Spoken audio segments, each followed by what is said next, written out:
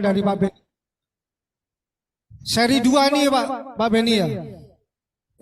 Iya. Seri 2, oke. Silakan Pak Beni, waktunya. Apa kabar semuanya? Saya rasa semua baik-baik di dalam Tuhan.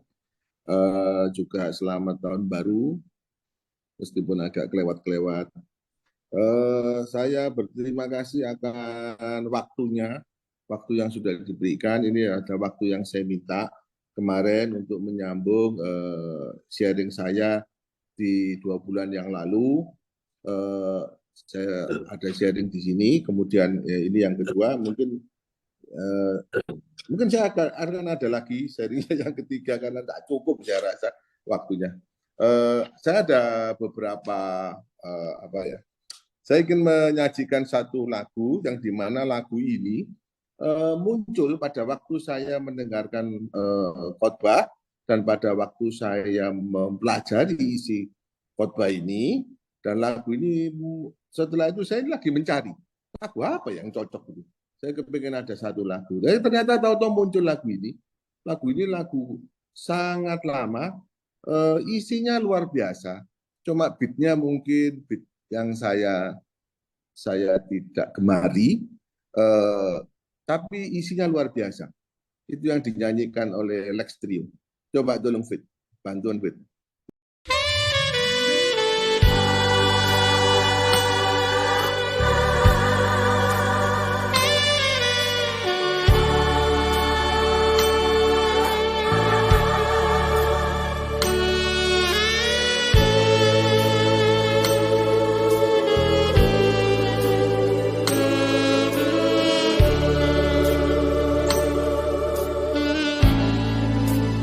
Melayani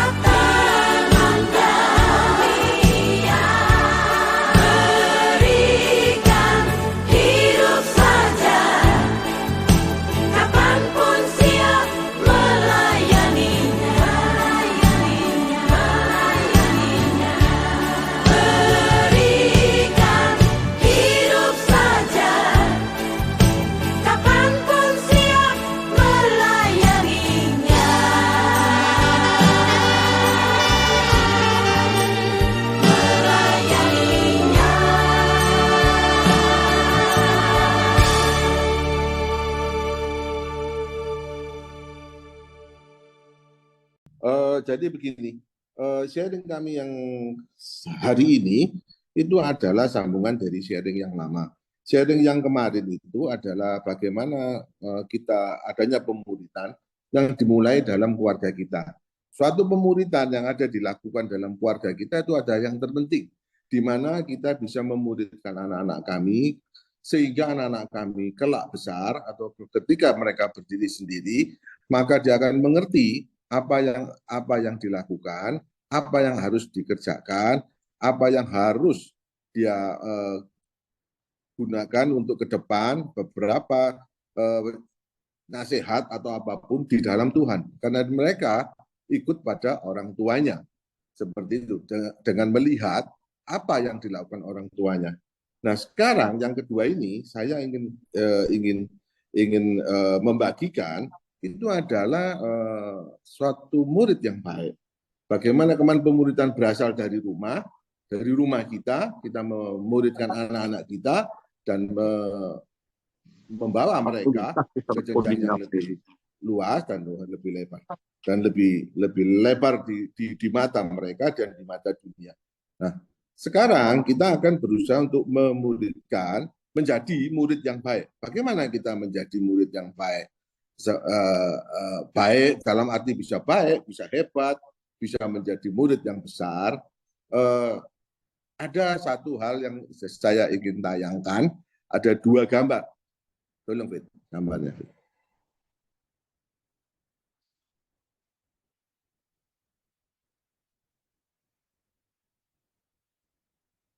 Ini adalah satu gambar di mana Pak Jokowi dengan para menteri-menterinya yang berada di belakang setelah habis memilihkan pemilihan para menteri. Para menteri berjajar di belakangnya Pak Jokowi, karena Pak Jokowi adalah pemimpin. Dan yang di belakangnya semua itu adalah pembantu melaksanakan pekerjaan Pak Jokowi. Dan mereka pasti akan bekerja dengan baik.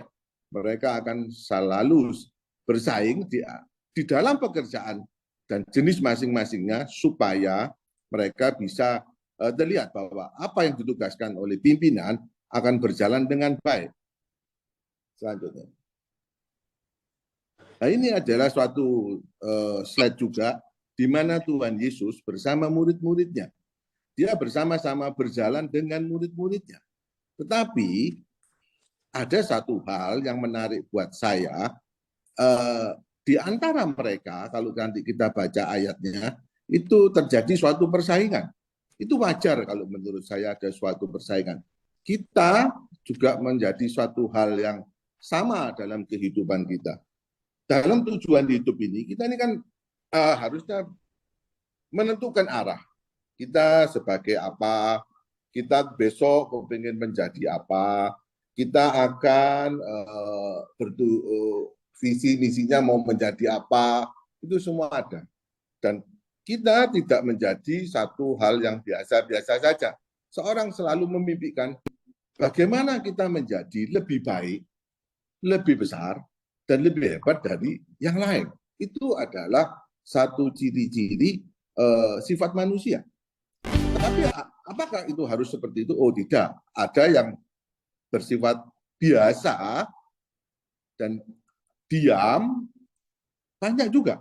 Tapi banyak juga yang seperti yang saya sebutkan di atas. Maka dari itu kita bisa menentukan, kita ikut full gospel ini mau sebagai apa? Sebagai pendengar, sebagai mengikuti saja, atau sebagai pengurus, atau sebagai apapun yang mau kita pilih. Kalau sebagai pendengar, ya kita ikut dalam setiap Zoom, dalam setiap apapun. Tapi kalau kita mau sebagai pengikut, ya kita ikut dalam satu kegiatan-kegiatan mereka, apapun.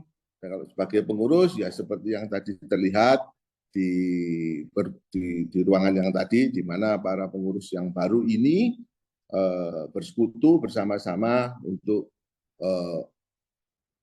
membagikan apa yang mereka rindukan, membagikan apa yang mereka inginkan supaya banyak bisa membantu teman-teman kita dalam segala kesulitannya. Kalau boleh saya baca dalam ayat yang saya sudah siapkan, yaitu di Markus 9 ayat 33. Kemudian tibalah Yesus dan murid-muridnya di Kapernaum. Tetapi Yesus sudah di rumah. Dia bertanya kepada murid-muridnya, apa yang kamu perbincangkan tadi di tengah jalan? Ya, tadi Tuhan Yesus bersama-sama dengan muridnya. Tetapi mereka diam, karena mereka mungkin ya malu atau apapun. Seperti itu. Tetapi mereka diam, sebab di tengah jalan tadi mereka mempertengkarkan siapa yang terbesar di antara mereka. Lalu Yesus duduk memanggil ke-12 muridnya.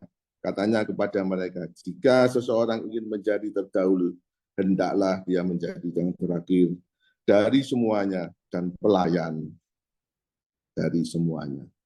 Jadi, pernah Anda berpikir bahwa mengapa kita ini ada di dalam wadah gospel?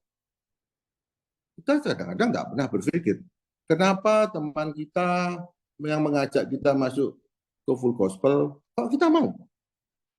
Ya banyak yang mereka masuk dan mereka keluar karena tidak sejalan atau apapun, banyak.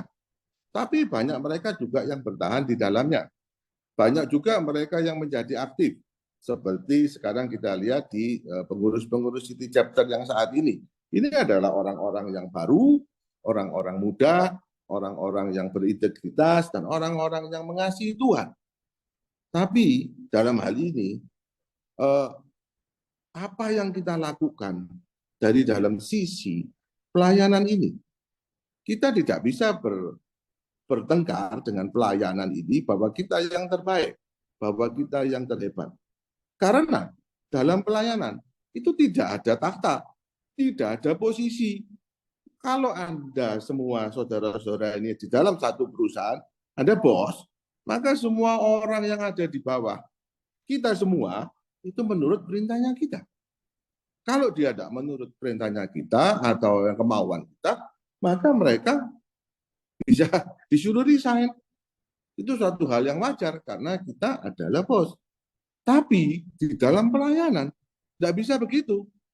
Karena semua yang ada di dalamnya itu selalu bertolak belakang. Tuhan tidak mengajarkan kita untuk mengikuti kita. Maka di dalam pelayanan tidak ada tahta. Posisi tidak ada. Yang ada adalah salib. Kalau saudara ikut pelayanan, itu saudara sudah menyalibkan daging saudara. Itu tujuannya mengikuti pelayanan. Kalau saudara sudah bisa menyalibkan saudara, maka tidak ada kuasa lain pun yang bisa menguasai Anda sendiri. Karena kuasa yang sudah diberikan Tuhan Yesus itu luar biasa. Karena saudara juga sudah menyalibkan semua. Keinginan daging, kemauan apapun, sudah Anda salibkan. Kalau itu semua sudah Anda salibkan, maka keinginan yang ada adalah melayani. Anda melayani semua sekarang, betul. Anda melayani bisa bermacam-macam. Dalam satu hal yang sangat positif, melayani itu bisa bisa banyak macam. Misalkan kita bisa melayani orang, tapi yang setara dengan kita. Kita bisa melayani orang yang kedudukannya sama. Tapi kita belum tentu bisa melayani orang yang kedudukannya di bawah kita. Sopir kita, pembantu kita, OB kita, belum tentu. Kita bisa melayani direktur kita, kepala bagian, manajer, bisa. Karena kita membutuhkan mereka untuk menjalankan roda dari perusahaan. Kita bisa melayani. Tapi kalau OB, apa yang mereka layani? Cuma mengambil satu gelas teh, kopi, membuatkan kopi bisa diganti suatu saat. Tapi kalau kita sudah bisa merubah, sudah bisa menyalipkan hal ini, saudara bisa melayani semuanya. Karena kunci dari semua ini melayani itu adalah satu hamba. Melayani itu harus benar-benar kita ada di posisi yang terbawah. Tuhan maunya itu, saudara. Tuhan tidak minta apa-apa. Bagaimana kita bisa melayani dengan hati hamba? Tidak mudah. Saya beberapa hari ini saya mendengarkan ini, saya berusaha belajar dan saya mendengarkan bahwa apa yang saya utarakan hari ini, itu saya bingung sendiri. saya berani untuk berbicara, atau saya akan batal. Saya bisa batal. Ya saya tinggal telepon, saya membatalkan diri. Karena saya yang utarakan ini ada suatu hal yang tidak mudah. Saya pun bisa gagal. Kalau saya gagal, ya saya minta teman-teman menegur saya. Karena dengan melayani dengan hati hamba, itu orangnya harus betul-betul mengerti hati hambanya apa dulu. Kalau orang itu sudah bisa mengerti, maka pada waktu ditegur, pada waktu dia diperingati, mereka akan menerimanya dengan baik. Tetapi bila kita tidak melayani dengan hati hamba, Tuhan tidak berkenan. Tuhan tidak mau. Hanya satu yang Tuhan mau. Kita melayani seperti mempunyai hati hamba. Karena Tuhan juga melayani dengan hati hamba. Mana kita tahu dia raja, turun, diberikan kepada dunia. Tapi dia yang melayani kita. Maka dari kita, misalkan kita sebagai pembicara atau apa, yang selalu minta dilayani dengan baik, ya mungkin ada kelirunya juga. Kelirunya mungkin juga dari yang melayaninya, yang mengagungkannya. Sehingga dia merasa pada waktu pelayanan itu menjadi besar, dia seperti mengikuti gelombang air. Dan dia menikmati gelombang itu. Di atas gelombang itu dia menikmati. Karena pada atas gelombang itu dia merasa semua orang berusaha untuk melayaninya. Tuhan tidak suka. Kalau Anda melayani, Anda tidak bisa mengikuti gelombang itu. Kalau Anda melayani yang benar dengan hati hamba, Anda tidak diperkenankan untuk melakukan itu. Saudara-saudara, selanjutnya bagaimana kita ini menjadi seorang murid yang mempunyai hati hamba atau pelayan, ini tidak mudah. Sangat-sangat tidak mudah. Saudara-saudara, teman-teman sekalian semua yang dikasihi Tuhan, hanya ada satu yang dilihat untuk kita bisa melakukan hal ini.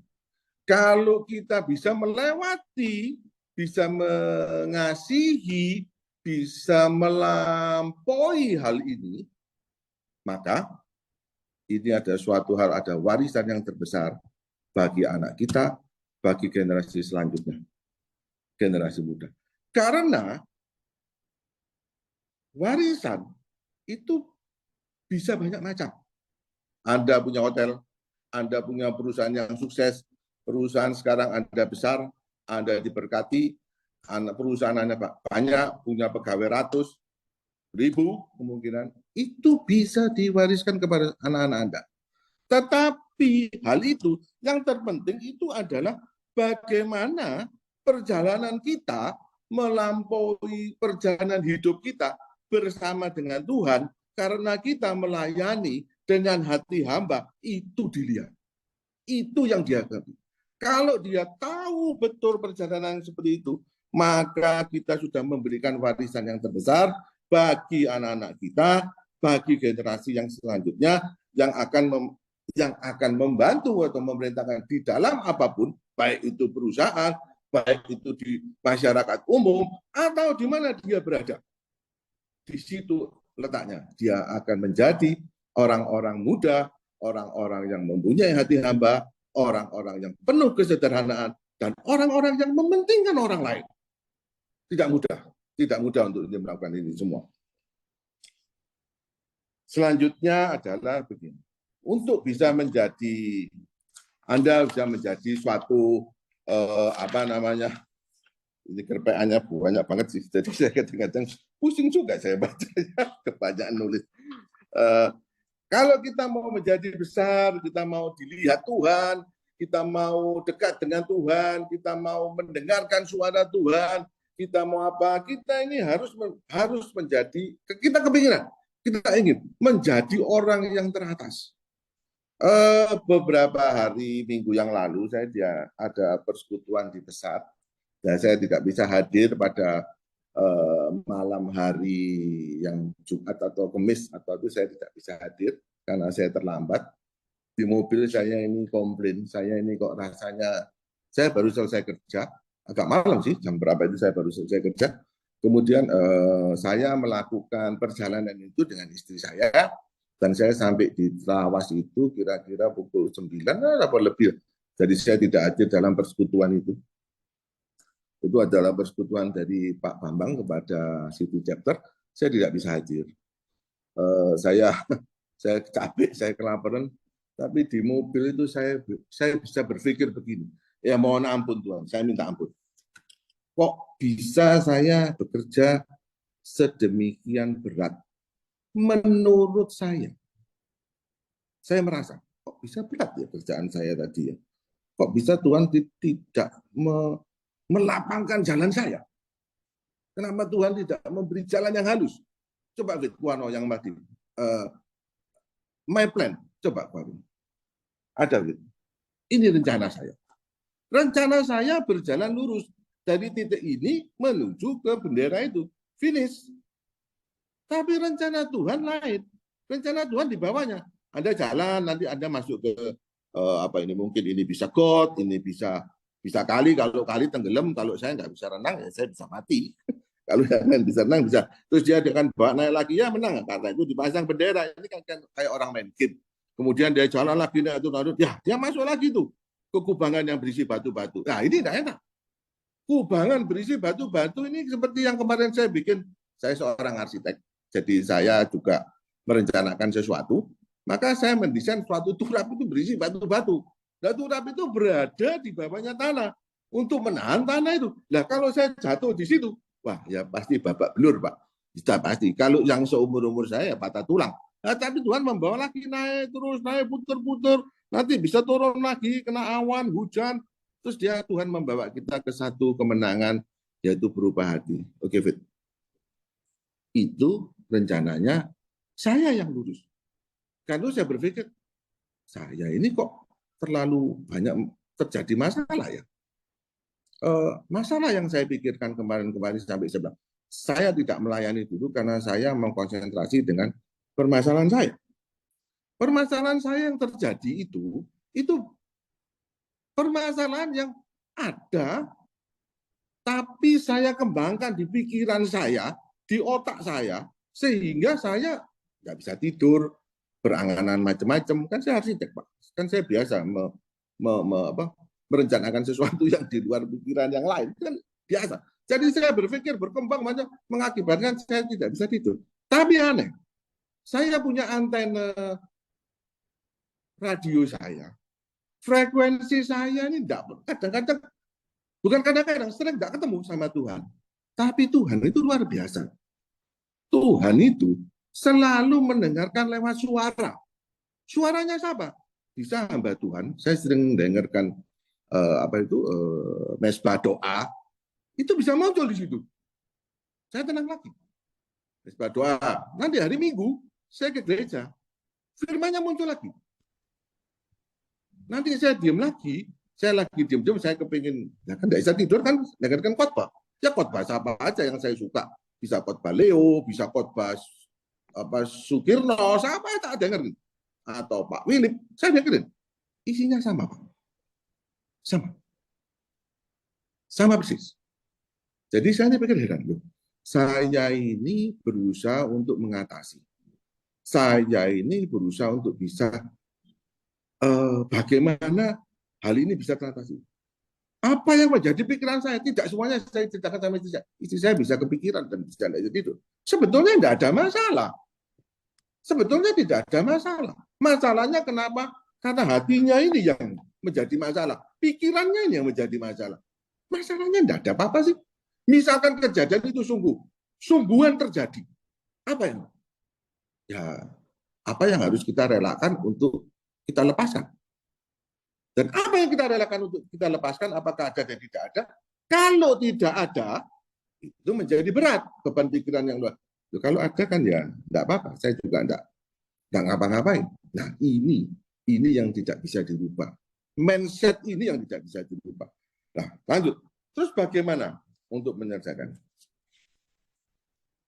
Anda semua akan menjadi yang teratas apabila Anda sudah turun ke bawah. Tuhan akan menurunkan Anda ke bawah.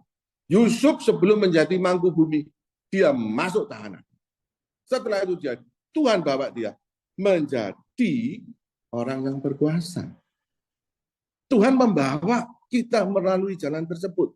Juga demikian pada pelayanan kita. Hari ini saya baru mengerti, mohon maaf sekali lagi, mohon maaf dan mohon ampun. Saya kemarin rapat meeting terakhir di Imam Bonjol. Saya ini ngomong.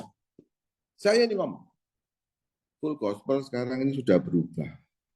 Kalau dulu full gospel ini kalau mengadakan acara makan itu di hotel-hotel berbintang 5. Hari ini kita tidak mampu bayar. Pertama. Kedua, yang kami undang juga bukan di level bos-bos itu.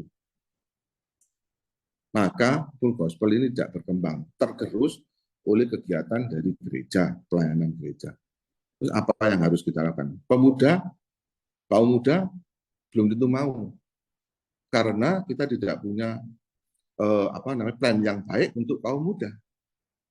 Kalau kita mempunyai plan yang baik untuk kaum muda sekarang pandai. Kalau saya bantu atau ikut di full gospel, apa yang dapat saya? Kan selalu begitu. Dan gereja-gereja hari ini yang pendetanya muda-muda yang keren-keren, ya mereka lebih ikut di situ lah.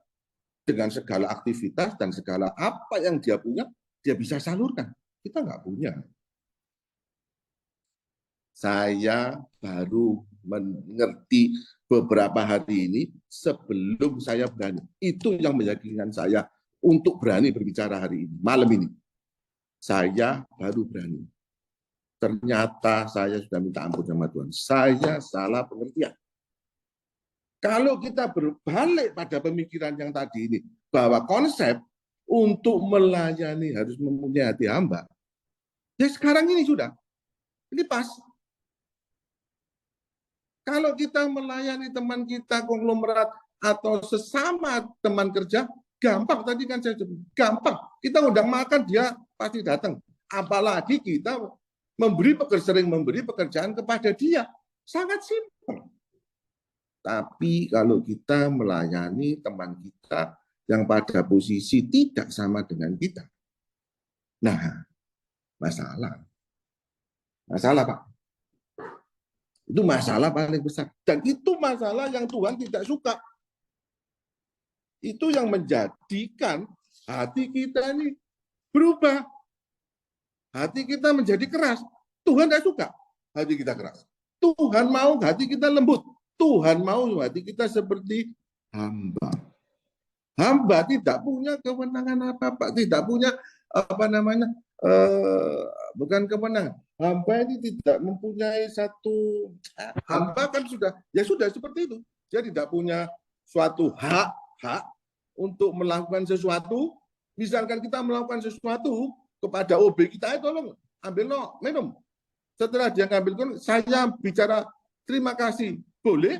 Tidak beri terima kasih, ya tidak boleh, ya tidak apa-apa. Orang dia OB kok. Itu. Kalau kita bilang terima kasih, ya dia tertawa. Nah, sekarang kita kan OB. Kalau kita mengikut Tuhan, OB. Harus OB.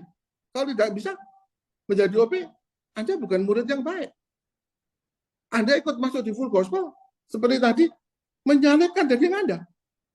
Anda mau belajar. Dan salah satu yang membuat kita semua ada di sisi Bapa, ini kalau kita merasa semua ada di dalam full gospel ini, melayani semua, tidak keburu. Anda tidak keburu kerja, Anda tidak keburu tidur. Saya kalau ngomong sama buah saya bilang, saya ini repotnya setengah mati. Sampai saya ini mau kencing, tidak punya waktu. Karena kalian tidak mengerjakan hal yang harus dikerjakan. Maka saya yang mengerjakan. Itu saya selalu ngomong. Kalau Anda membesarkan perusahaan Anda sukses, perusahaan Anda berhasil, kemampuan Anda pinter, Anda cermat, hikmat, bijaksana, itu anugerah. Tuhan memberi Anda free, anugerah dari Tuhan. Tapi kalau Anda berjalan bersama Tuhan, melakukan proses yang tadi saya tunjukkan di dalam gambar, itu adalah, sekali lagi itu adalah yang mempunyai nilai yang terbesar di hadapan Tuhan. Tuhan mau itu. Di luar itu Tuhan tidak mampu. Itu adalah satu proses yang luar biasa. Tuntas ke Pak Minggu. Kira-kira yang nanti saya terlalu bicara yang terlalu keras kadang-kadang saya. Jadi kunci kita hati, itulah hati seperti hamba. Kalau kita baca di dalam kitab Matius 20 ayat 26, Matius 20 ayat 26. Sebentar Pak, Matius 20 ayat 26. Ini. Sama seperti anak manusia yang datang bukan untuk dilayani, melainkan untuk melayani, untuk memberikan nyawanya sebagai tebusan bagi banyak orang. Nah, Tuhan diberikan kepada kita di dunia untuk melayani anak manusia. Tapi kita tidak bisa melayani orang yang di bawah kita. Maka kita harus belajar ini. Tuhan ini sudah melayani, menjadi tebusan. Bahkan dia mati. Dia mati, dia hidup kembali. Dia mati mengorbankan nyawanya dan darahnya untuk menebus kita. Kita selalu bicara, oh kita sudah tidak berdosa lagi, kita sudah dibebaskan, semuanya ada, semuanya ada. Betul. Saudara, kita semua sudah dibebaskan dengan darah Tuhan Yesus yang sudah ditebus di kayu salib dan di Golgota. Tapi selesai? Belum. Apa yang kita lakukan? Nah, itu yang kita lakukan saat ini, yang saya bicarakan atau yang sama saya bantu, yang saya mencoba sharing, mungkin nanti ada salah, karena itu saya kalau sharing saya itu mintanya satu arah, karena yang pasti saya tidak bisa menjawab setiap pertanyaan yang akan diberikan oleh teman-teman. Nah, tadi saya bicara, saya belum telepon ke Pak siapa namanya, Pak Bernard, kalau nanti ada diskusi, tolong Pak Bernard aja yang jawab, saya tidak mampu. Saya sangat tidak mampu, Pak. Ini lagi satu hal. Setiap murid harus tahu identitas pelayan.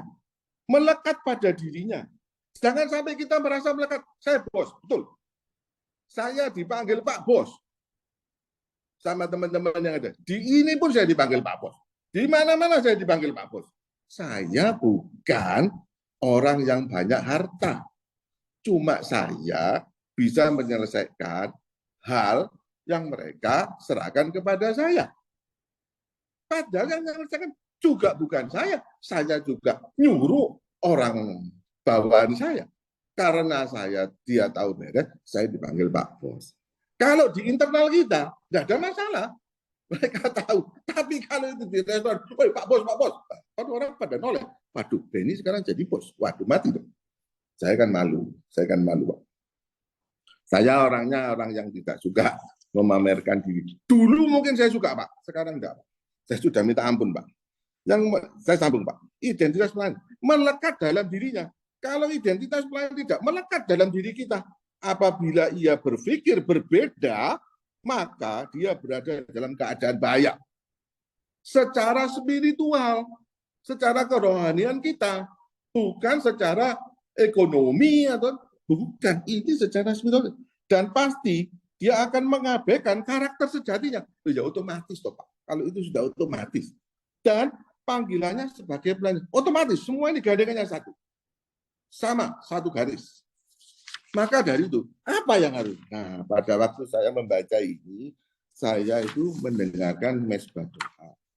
Habis membaca ini, ya mungkin malam atau kemarin, terus semua ini saya potongi, saya tempel-tempelin di kertas, terus saya tidak tahu saya apa, saya harus berbuat apa. Akhirnya saya ini mendapatkan jadi mesbah doa.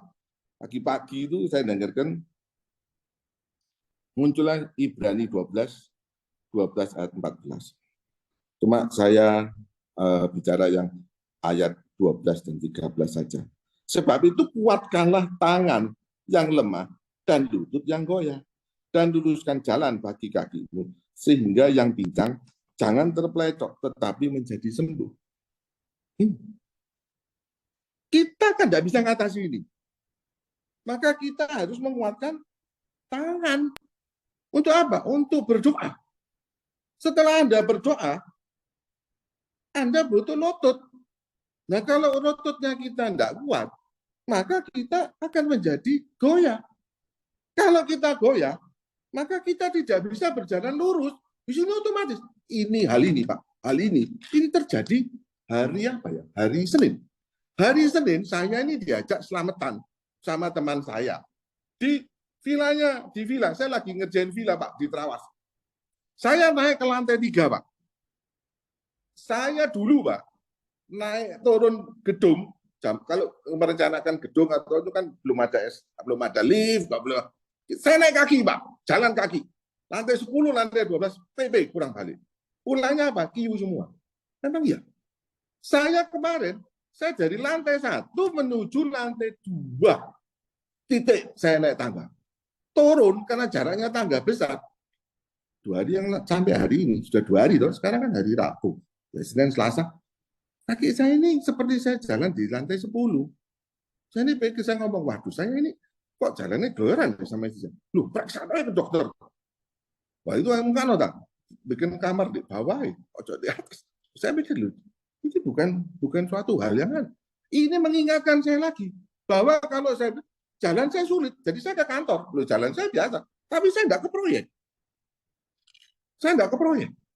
Saya kemarin 3 bulan yang lalu kaki saya ini retak, jari saya retak biasa. Saya tidak memakai sandal, sepatu 3 bulan. Saya celana pendek dan 3 bulan saya tidak memakai sepatu. Ya 2 bulan lebih lah. Suatu saat saya diundang teman saya kawinan, ya saya pakai sepatu lah. Saya berusaha pakai sepatu. Sekarang sudah bisa pakai sepatu, bisa jalan. Tapi pada waktu itu saya bisa pakai tongkat. Nah, kalau saya pakai tongkat untuk apa? Apakah saya tidak bisa berjalan dengan lancar? Loh, saya bisa, saya takut ketabrak. Tapi orang lain mungkin, oh, Benny sekarang jalannya pakai tongkat. Nah, kalau itu betul-betul terjadi, nah semua yang ada di atas yang tadi saya bacakan, tidak tercapai. Tidak tercapai, Pak. Semua tidak tercapai. Karena itu ya, Pak, kalau kita sudah bisa mendapatkan itu, tujuan dari akhir, karakter kita akan menjadi baik. Karakter kita seperti apa yang maunya Tuhan. Karakter kita akan dibawa ke sana. Dan kerendahan hati akan dibuat oleh Tuhan kita serendah-rendahnya. Sehingga kita bisa melayani itu dengan baik. Tujuan dari Tuhan cuma satu, melayani. Tidak ada lain. Kalau melayani sudah bisa, kita semua bisa melayani. Gampang. Tapi kalau melayani dengan hati hamba, yang tidak mempunyai kemampuan apa-apa, yang tidak mempunyai hak apa-apa, tidak gampang, Pak. Tidak gampang.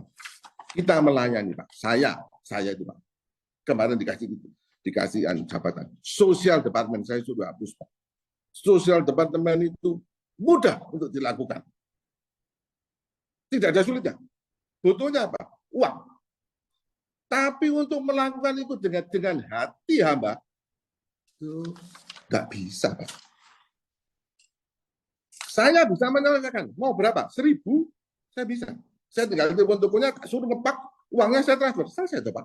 Besok dikirim truk untuk ngangkut. Mau mana? 10 gereja. 10 gereja saya kirim. Selesai, finish. Apakah itu melayani dengan baik? Tidak. Apakah saya menjadi hatinya berubah? Tidak. Apakah saya murah hati? Ya mungkin. Tapi apakah saya ini menjadi individualisme yang tinggi? Iya. Padahal Tuhan benci. Tuhan tidak suka. Tuhan mau kebersamaan. Tuhan tidak suka individualisme. Karena itu, individual itu harus dipatahkan. Harus dibuang. Individualisme itu harus disingkirkan jauh-jauh. Individualisme itu menghambat jalan untuk menuju kemerdekaan. Menghambat. Begini ya. Sebentar, saya terlalu ngotot sampai kehausan. Bentar, maaf. Individualisme itu Anda di kantor. Seperti saya ini di kantor, saya menjadi orang yang apa yang saya mau. Kalau dia tidak bisa mengikuti yang saya mau, saya bisa marah, saya bisa memecat dia, saya bisa menyingkirkan dia ke tempat yang lain supaya saya tidak bisa bertemu. Nah, itu menghambat. Maka untuk menghancurkan individualisme, Anda harus masuk dalam satu kelompok pelayanan yang berhati hamba. Kalau Anda bisa masuk ke satu kelompok yang berhati hamba, maka perubahan drastis terjadi.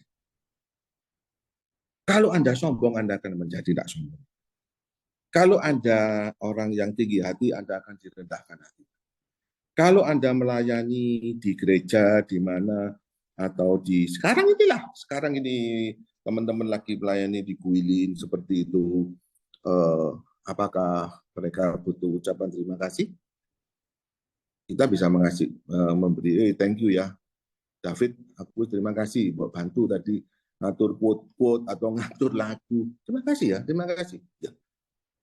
Kalau David saya terima kasih, ya David, oh iya ya, enggak apa-apa ya, terima kasih sama-sama, begitu.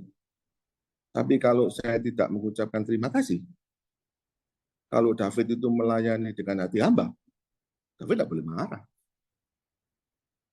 Tidak boleh. Saya mau terima kasih, enggak terima kasih, David tidak boleh marah. Loh, bisa kita? Belum tentu, Pak. Saya bisa? Enggak. Saya pasti komplain. Saya kerja soro-soro kok. Tadi tak atur semua. Sampai saya ini kerja mulai jam 12, kerjaan saya tak tinggal, meeting saya ganti kok. Urusan ini enggak tahunya ini, minta itu, minta. Wes lain kali saya enggak mau. Pokoknya ikut aturan saya. Enggak ikut aturan saya, enggak ikut saya. Itu, Pak. Itu yang keluar, Pak. Tapi kalau hati hamba sudah melekat, sudah ada di dalam dirimu, di dalam diri kita sekalian, maaf, di dalam diri kita sekalian, tidak ada. Oh ya. Mungkin mereka yang berbicara begitu, ada satu kesulitan, ada satu apa yang membuat tidak bisa apa yang diomongkan menjadi terjadi. Apa dia membatalkan hal itu, bisa. Itu semua bisa. Kita tidak bisa mengerti. Dan dia tidak bisa mengutarakan. Tapi kita berpikirnya seperti itu, Pak. Nah, itu adalah satu hal yang seperti itu. Ada lagi yang terakhir, Pak. Terakhir, Pak. Terakhir. Saya mau bicara soal murid. Murid yang baik, murid yang hebat, murid yang besar, memiliki hati yang siap diabaikan, diremehkan, dihina, sekalipun sudah melayani dengan baik. Sudah melayani dengan baik. Sekali lagi, sudah melayani dengan baik. Murid yang hebat memiliki hati yang siap. Anda siapa? Tidak usah diremehkan. Anda perlu diremehkan. Dina, wah kamu kerja kayak gini udah bisa. Kalau saya bisa bilang, loh kamu ini siapa? Nah aku ini siapa? Ini wajar. Tapi kalau kita punya hati hamba, ya kita tertawa saja. Karena kita tahu Tuhan sedang mengetes kita. Kalau Anda lolos tesnya itu, Anda naik tingkat, Anda diberi lagi soal yang lebih baik lagi, dan Anda lebih mengerti dan lebih tahu hal-hal yang tidak pernah tahu. Saya kasih contoh. Satu, saya sering dimintai tolong pekerjaan yang bukan pekerjaan saya. Kedua, kalau saya minta tolong orang saya yang bukan bagian itu, dia tidak bantu. Saya kemarin bicara, saya ini dimintai tolong yang bukan pekerjaan saya terima. Saya kadang-kadang yang ngomel, waduh ini kerjaan tidak masuk, misalkan dalam perjanjian atau apa. Tapi di balik itu, saya mendapatkan banyak hal baru. Dan sekarang saya merasakan, saya bisa mengerti, saya bisa mengetahui, saya bisa membantu orang, saya bisa menjabarkan sesuatu pekerjaan yang dimana mereka atau sesama profesi saya tidak mengerti atau kurang mengerti. Loh, ini kan kemurahan Tuhan. kemurahan Tuhan? Saya juga nggak tahu. Saya sama sekali saya nggak ngerti. Itu namanya kemurahan Tuhan.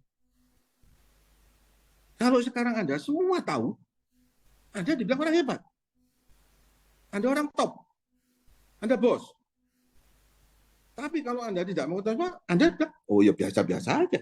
Kalau Anda orang top, orang bos, dalam setiap acara apapun, Anda diundang. Anda didudukkan di depan. Saya dulu ya Pak, mohon maaf Pak. Saya kalau Natal ke gereja, saya ini minta kartu supaya bisa duduk di depan. Saya ini malas kalau suruh serondol-serondol ngantri itu, saya ini orangnya malas Pak. Saya duduk di depan bukan saya ini merasa saya orang hebat. Enggak, saya enggak senang ngantri. Kemarin saya diberi Natal kemarin tahun lalu. Saya tunjukkan toh waktu masuk, Pak, kartunya mana Pak? Saya tunjukkan kartu saya. Oh ya Pak, pintunya sebelah sini Pak. Enggak. Saya tak duduk sini aja. Saya duduk di paling belakang. Saya kalau ke gereja, saya pasti duduk yang di paling belakang, dan supaya saya bisa keluar dengan mudah. Karena saya seorang arsitek, yang saya mengerti soal bagaimana merencanakan sesuatu yang aman untuk yang namanya tangga darurat, tangga kebakaran. Jadi saya selalu lihat itu, Pak. Saya kan tidak tahu, Pak. Saya itu mau meninggal di mana. Kan bisa juga meninggal di gereja karena kebakaran. Ya saya tidak berharap itu sih. Cuma kan orang itu kan karena tahu maka dia menjadi berhati-hati. Kalau tidak tahu ya ada apa-apa, Pak. Tenang-tenang aja, mau duduk di tengah, di selempitan orang banyak. Nanti kalau keluar lompat-lompat, ya tidak ada problem. Tidak mengerti. Itu saja. Nah, selanjutnya ya. Kalau kita ini sudah tahu, kita ini sudah mau melayani dengan benar, kita sudah mau mempunyai hati hamba, biarkan diri kita berserah kepada Tuhan. Supaya Tuhan ini membentuk kita. Bukan kita yang maunya kita. Bukan kita yang maunya punya rencana kita. Tapi biar Tuhan yang ngatur semuanya. Membentuk diri kita, memproses kita, supaya kita nanti masuk di pelayanan sudah bersih, dipersiapkan dengan baik. Kalau saudara diabaikan, saudara diremehkan, saudara dihina, terima kasih, puji Tuhan. Saudara ditepuk pundaknya, saudara, Anda hebat, terima kasih, puji Tuhan. Anda mengerjakan semuanya, baik, terima kasih, baik ucapan apapun tidak ada, Anda harus mengerjakan dengan baik dan sempurna. Baik belum tentu sempurna, Pak. Baik dan sempurna. Menyelesaikan tugas kita. Itu penting. Kalau semuanya sudah bisa, maka kita mendapatkan suatu hal yang terbaik dari Tuhan. Anda direndahkan hari ini, besok Anda ditinggikan. Anda yang hari ini merasa sesuatu apapun, besok dibereskan sesuai dengan di luar nalar kita, Pak. Asal segala sesuatu yang harus kita ingat. Demikian firman-Nya, Lukas 17 ayat 10. Demikian jugalah kamu apabila kamu melakukan segala sesuatu yang ditugaskan kepadamu, hendaklah kamu berkata dan mengingatnya selalu, kami adalah hamba-hamba yang tidak berguna. Kami hanya melakukan apa yang kami harus lakukan. Titik.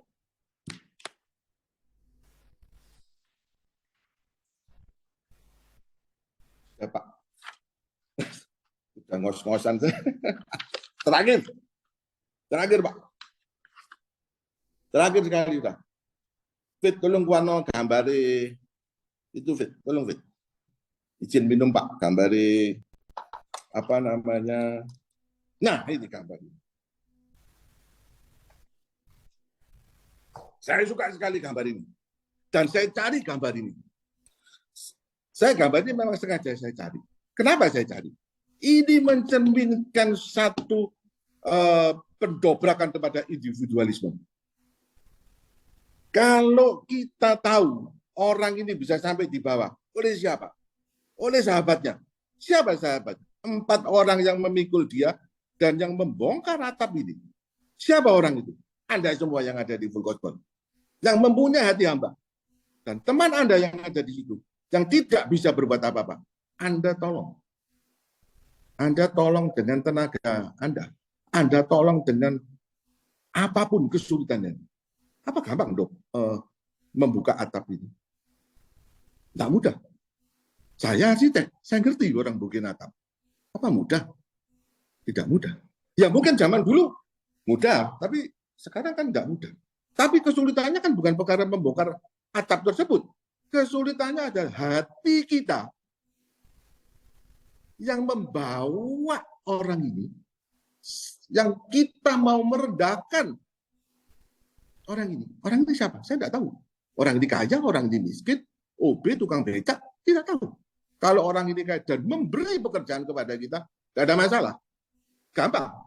Supaya waktu nanti dia sembuh, dia memberi order kepada kita lebih banyak. Karena dia mengingat jasa kebaikan kita. Itu yang selalu kita pikirkan. Dan itu yang tertanam di sini. Tapi kalau ini, belum tentu tertanam. Dan orang ini sembuh. Waktu Tuhan Yesus menyembuhkan orang ini, bukan karena orangnya di sini. Karena pada waktu, ini saya dengar, kalau enggak salah ini, siapa ini? Pada waktu orang itu membongkar atap tersebut, dan mata dari teman yang membawa ini, tertuju pada mata Tuhan Yesus, sembuh. Siapa orang-orang itu? Anda dan saya. Di dalam Full Gospel. Karena Anda dan saya sudah mendengar hal itu. Anda dan saya sudah mendengar hal tersebut ini. Individual harus dibongkar menjadi satu hal yang baik. Maka kita bisa melayani bersama-sama. Bersama teman-teman kita. Membawa orang yang belum percaya. Membawa orang yang sudah percaya sekarang suam-suam. Membawa kekecewaan dari orang-orang yang sudah percaya. Menjadi kembali ke dalam Tuhan Yesus. Ini kan awal dari satu cerita yang paling mudah. Tapi cerita ini bisa suatu perkembangan. Bisa menjadi mujizat pada orang ini. Bisa juga kita bicarakan kepada hal yang lain. Karena firman Tuhan itu luas. Tergantung kepada apa yang pada itu. Firmannya satu, artinya bisa banyak macam. Karena itu memenuhi kebutuhan kita. Memenuhi apa yang kita mau. Karena kita ini apa? Kita ini siapa? Kita ini bukan apa-apa. Ada kaya, ada pintar, ada semua. Saya bilang itu anugerah. Jangan sombong. Masalah kebahagiaan, kesuksesan semua. Jangan sombong. Itu tidak ada gunanya. Tuhan ada bilang, klik. Besok Anda melarat. Klik lagi. Besok Anda sakit. Kan Anda tahu apa cerita Ayub. Kan cuma diputar gitu aja. Selesai. Tapi Tuhan juga memutar itu kembali dengan kecepatan yang luar biasa. Dan Ayub menjadi sempurna kembali dan menjadi seperti ada kalanya. Titik daripada sharing saya adalah hal yang tersebut. Jadilah hati hamba. Saya tidak mengerti sampai terlalu dalam soal hati hamba. Yang mungkin lebih mengerti di sini bapak-bapak, Pak Bernard mungkin bisa membantu. Nah, dari semua itu kita bisa menyelesaikan hati kita, mendamaikan hati kita. Kalau mendamaikan hati kita berhasil, Anda akan menjadi hidup dengan penuh kemuliaan Tuhan. Terima kasih. Saya mohon maaf bila ada kata-kata saya salah, bila ada kata-kata yang tidak cocok, tolong diluruskan. Ayo, lagu ini, FGB Men. Seri 3 Pak Beni ya. Siap. Berapi-api. Ayo, lagu ini. Ini ada satu lagu yang saya juga dapat. Lagu ini adalah menjadi hati hamba. Tapi nggak tahu, David bisa nggak memutarkan lagu ini? Ini lagu yang rasanya menyambung dari lagu yang awal tadi melayani.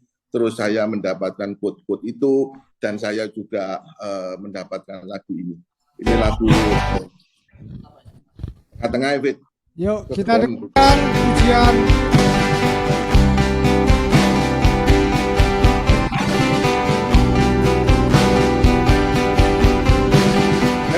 beat yang seperti ini. Sama-sama, satukan hati Kalau beat kita. yang Lex Trio tadi Apapun juga amin, amin. aku katakan dunia, ku tinggal semua pada akhirnya saat ku kembali ke surga. Inilah yang ku punya. Ya Tuhan tolong mengubah hati kami Sebagai ya Bapak, supaya kita bisa mempunyai hal itu. Kita kalau bisa mendapatkan hal itu, kita akan komunikasi Tuhan, terima kasih berbuka terima kasih. Amin, amin. Terima kasih ya Bapak.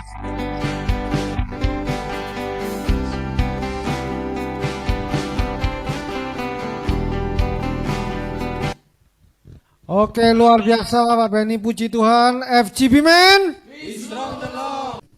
Atau ada yang mau tanya jawab ini?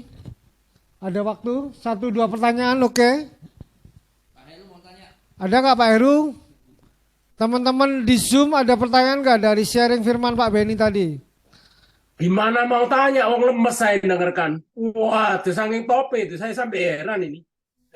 Hahaha.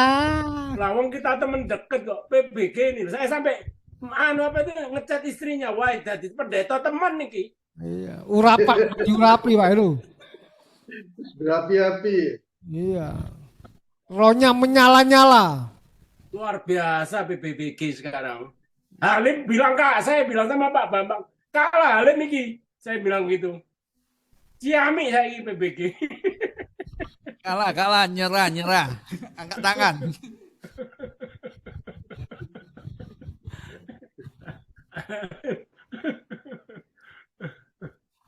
Katanya Pak Bambang Halim nggak kalah jari ini. Rendah hati pol saya Halim. Wis gak purean.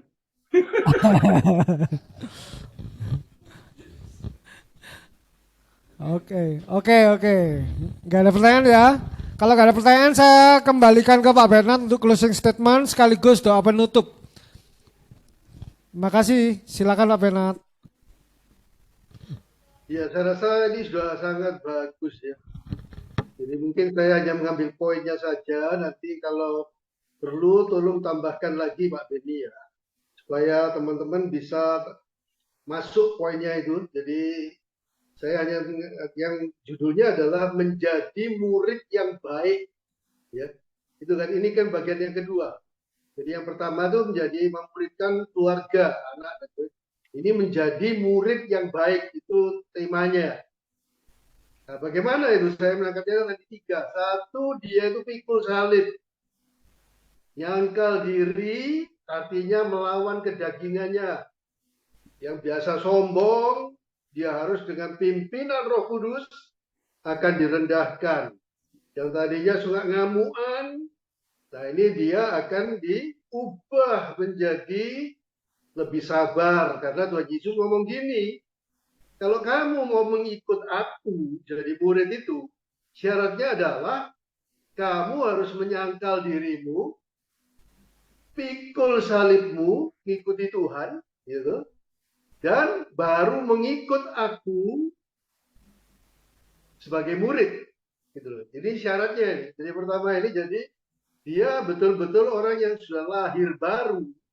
Itu karakternya akan diprogres, jadi akan akan diolah seperti kita dalam hidup yang sehari-hari itu.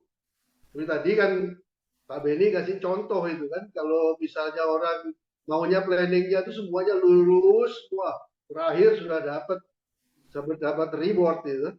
Tapi rencana Tuhan enggak.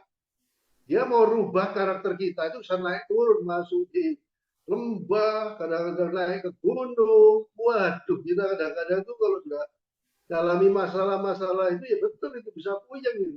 Kadang-kadang nggak bisa tidur itu. Kadang-kadang hidup kita kadang-kadang ada kecemasan dan lain sebagainya. Tapi itulah proses supaya kita mesti bisa menyangkal diri. Artinya kita bisa merendahkan hati dan mengandalkan Tuhan. Dan kita tahu dalam setiap proses itu tujuannya adalah supaya menjadi karakter Kristus tadi itu. Itu bagian yang ketiga tadi. Hasilnya, kalau kita menyangkal diri, pikul salib setiap hari. Yang kedua adalah menjadi seorang hamba yang melayani, yang berhati hamba tadi itu. Ini gambarannya tidak bisa lain, tidak bisa tidak mesti dari Tuhan Yesus. Kita belajarnya dari Tuhan Yesus kan. Jadi kita cuma bisa membaca di sini, kita merenungkan, dan tentunya untuk menjadi seperti Tuhan Yesus itu kan proses umur hidup sudah. Jadi kita di dalam hal ini untuk melayani hati hamba itu dikatakan dalam Filipi 2 ayat yang ke-6.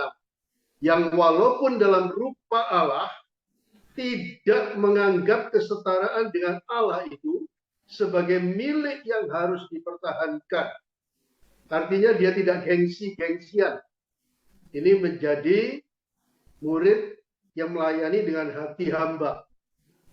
Kedua, melainkan telah mengosongkan dirinya sendiri dan mengambil rupa seorang hamba dan menjadi sama dengan manusia.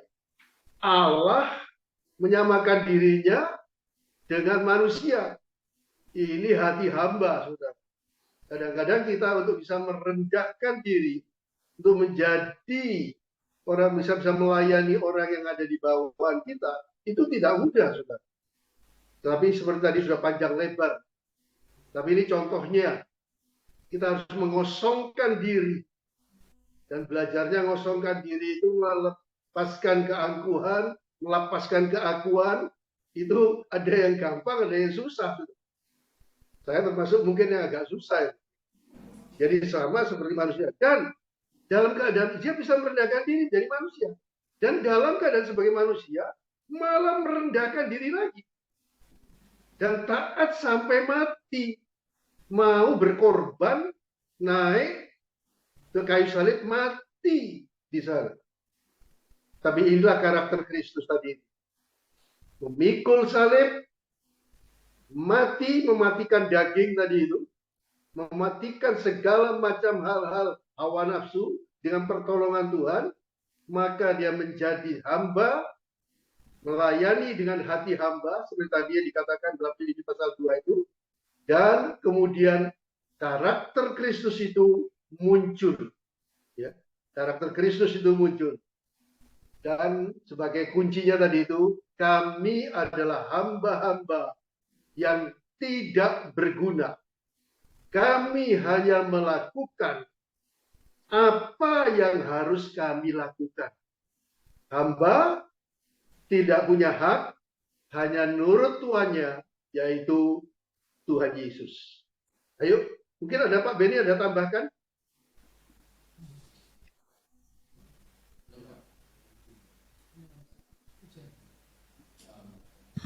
Pak Beni ada ya? Pak Beni udah keluar rasanya, Pak. Ada tetap ini. Naik mobil kok. Ini ada ini. Ada, Pak Beni? Ada. Masih bisa monitor, Pak?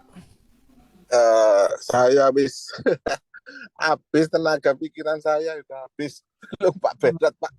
Habis saya sudah habis. Lupet udah ya. Sudah habis tadi. Tolong Pak. Yuk, kita doa ya. Ya, doa yuk Pak Bernard. Kami naikkan syukur padamu. Tolong yang tadi yang nyanyi siapa yang tadi?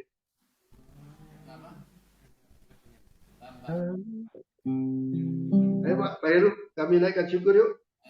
Kami naikkan syukur padamu.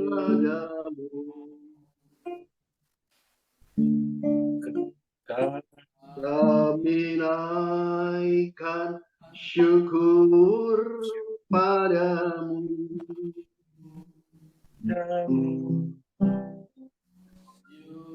Syukurkan kasih-Mu yang mulia.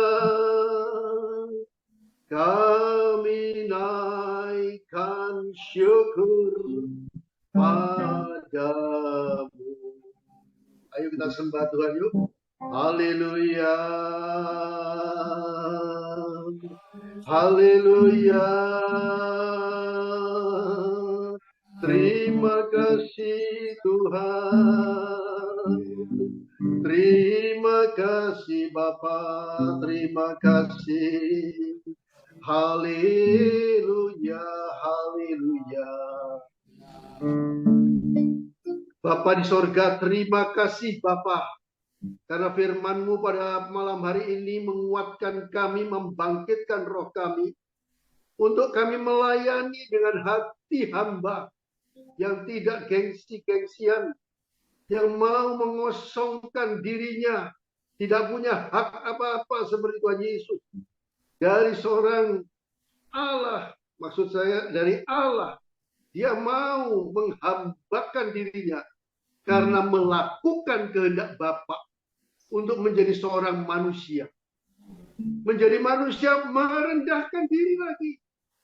Untuk mau diejek, diolok, bahkan pikul salib. Mati di atas kayu salib. Tetapi karena itu dia ditinggikan. Dan karakter Kristus ini membuat begitu banyak orang-orang datang kepadamu ya Tuhan. Terima kasih Bapa.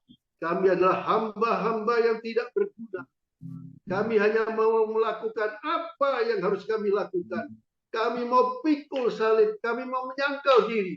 Segala macam kedagingan, kesombongan, kebencian, kemarahan, keangkuhan, hal-hal yang tidak berkenan di hadapan Tuhan. Dalam nama Yesus, kami singkirkan. Kami singkirkan di dalam nama Tuhan Yesus. Biarlah ada kerendahan hati. Mau menghamba menjadi seperti Tuhan Yesus. Dan biarlah proses ini boleh berjalan dengan baik. Terima kasih Bapak untuk Full Gospel. Yang mengolah supaya FGB Man ini boleh menjadi serupa dengan Kristus. Haleluya. Kiranya Tuhan memberkati dan melindungi kita. Tuhan menyinari kita dengan wajahnya dan memberikan kasih karunia. Tuhan menghadapkan wajahnya kepada kita semua dan memberikan damai sejahtera, berkat yang terbaik daripada Allah Bapa, kasih karunia dalam Tuhan Yesus Kristus, dalam persekutuan dengan Roh Kudus, kiranya menyertai kita sekalian mulai saat ini sampai Maranatha, Tuhan Yesus datang yang kedua kalinya, bahkan sampai kekal selama-lamanya. Kita yang percaya dan sudah diberkati, kita katakan Amin. amin. Haleluya. Terima kasih Pak Bernard.